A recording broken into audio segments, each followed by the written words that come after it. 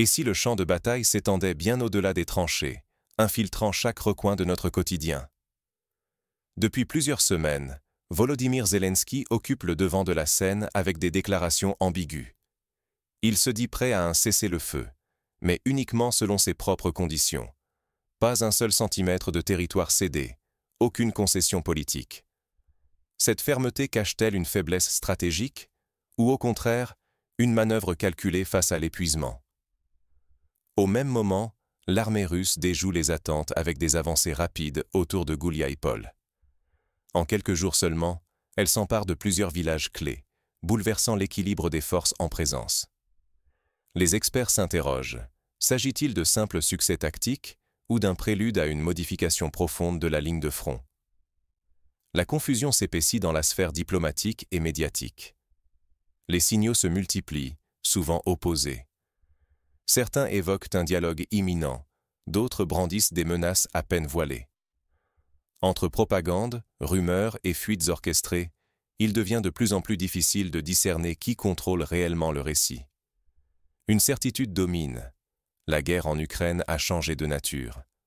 Désormais, information, rapidité de réaction et technologie, drones, cyberattaques, manipulation des médias, pèsent autant, voire davantage, que les armes classiques.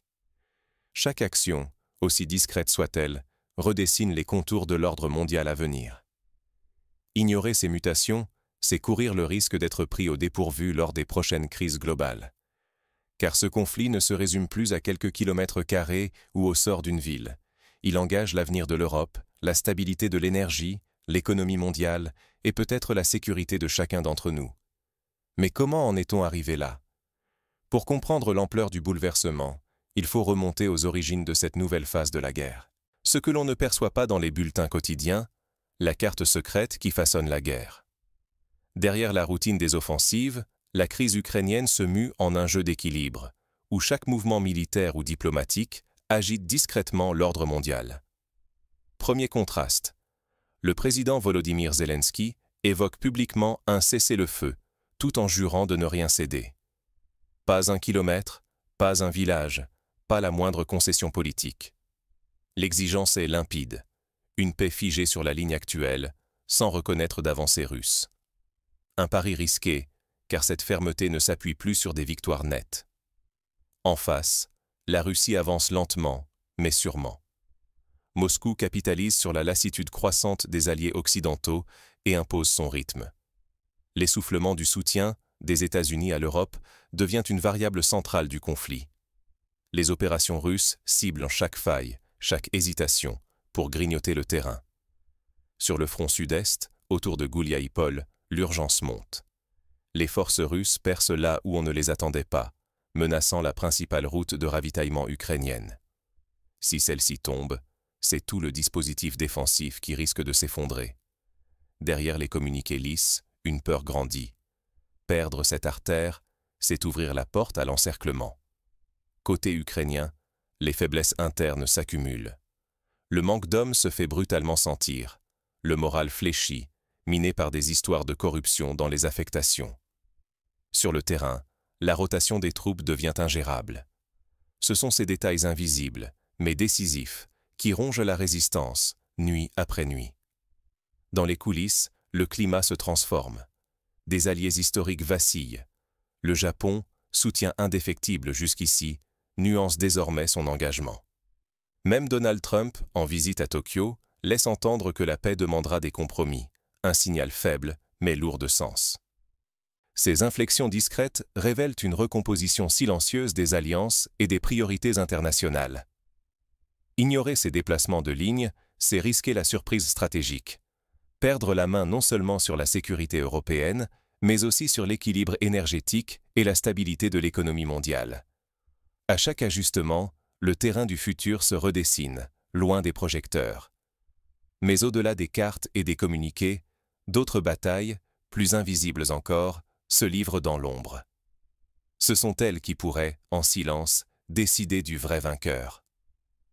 Quand l'épuisement devient l'arme la plus redoutable, la guerre prend une toute autre tournure. Sur le terrain, le front ukrainien s'érode lentement, point après point, sous la pression permanente des forces russes. Les localités stratégiques tombent, non lors de grandes offensives, mais à travers une série de ruptures muettes qui désorganisent la défense et menacent directement l'approvisionnement des soldats ukrainiens. À l'est comme au sud, plusieurs villages fortifiés ont cédé sans résistance massive. Cette lente érosion n'est pas le fruit du hasard.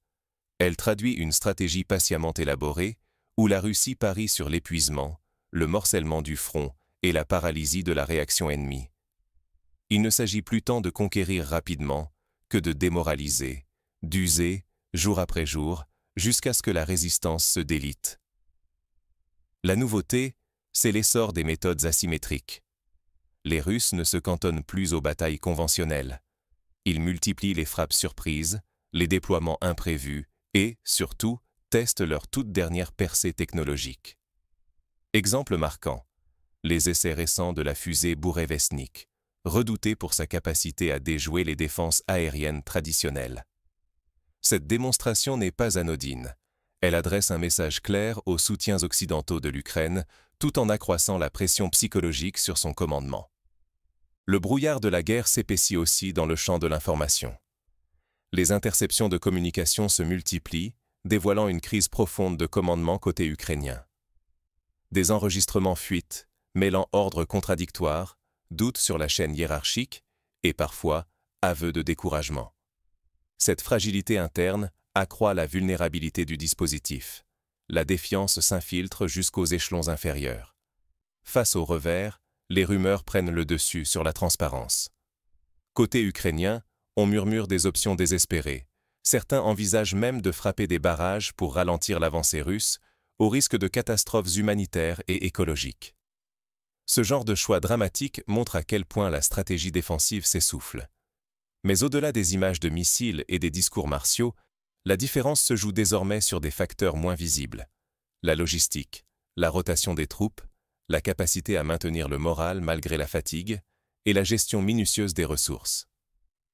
Ce sont ces rouages silencieux qui décident de l'issue des batailles, bien plus que les grandes annonces relayées par les médias internationaux.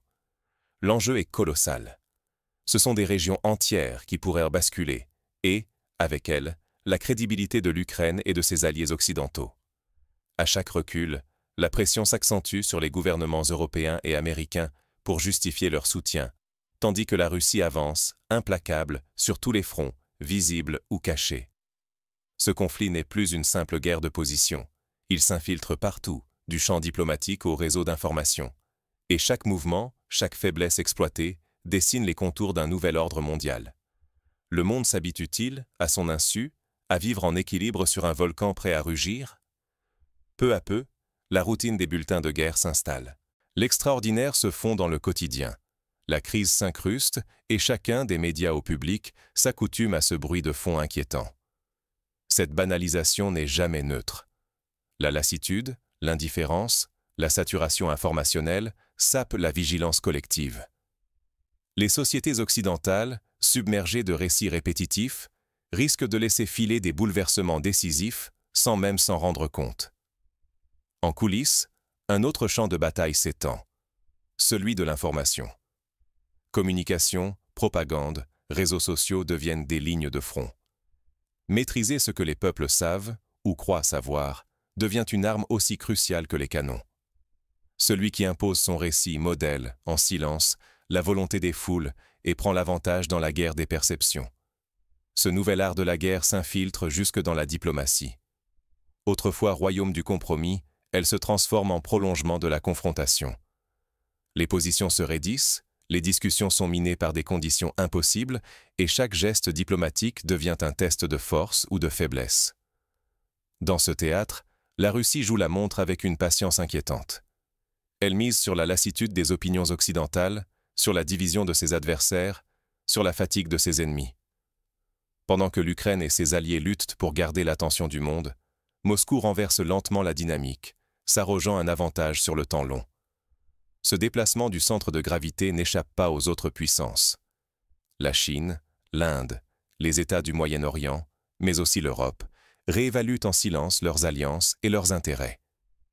Tous pèsent ce que la transformation du conflit peut signifier pour leur sécurité, leur énergie, leur économie et leur poids sur la scène mondiale.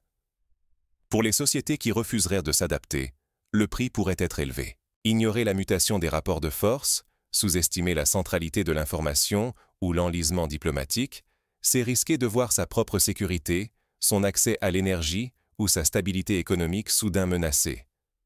L'histoire s'accélère, souvent à bas bruit.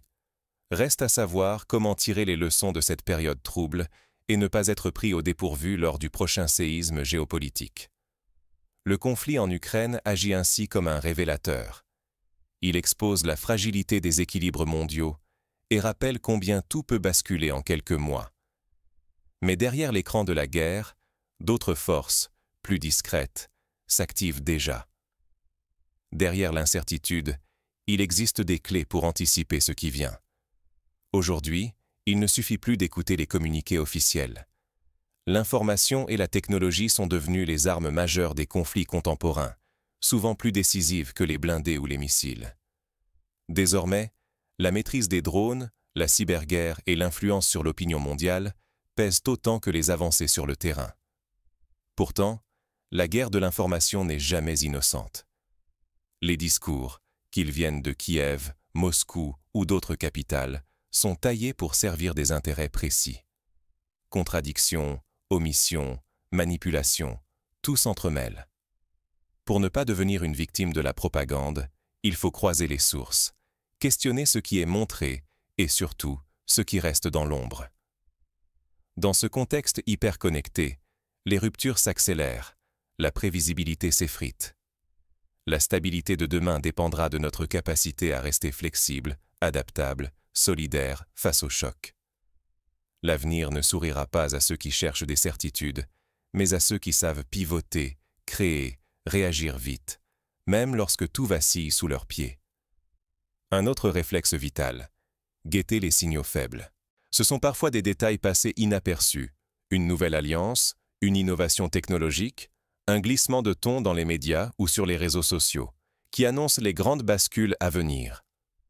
Les fluctuations d'opinion, l'apparition de nouveaux récits, la multiplication d'incidents mineurs sur le front. Tout cela esquisse déjà les contours du monde de demain. Il faut désormais accepter une nouvelle normalité.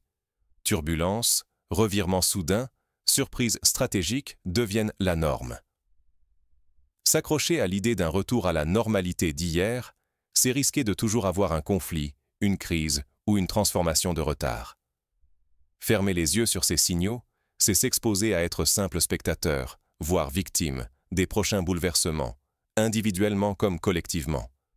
Mais en gardant l'esprit critique, en s'informant activement et en restant proactif, chacun peut renforcer sa propre résilience et influencer, même modestement, les équilibres de demain. Alors, comment agir pour ne pas seulement subir, mais comprendre et peser sur le cours des choses? Explorer les moyens concrets de s'informer, de décrypter et d'agir devient essentiel pour ne pas être dépassé par ces bouleversements.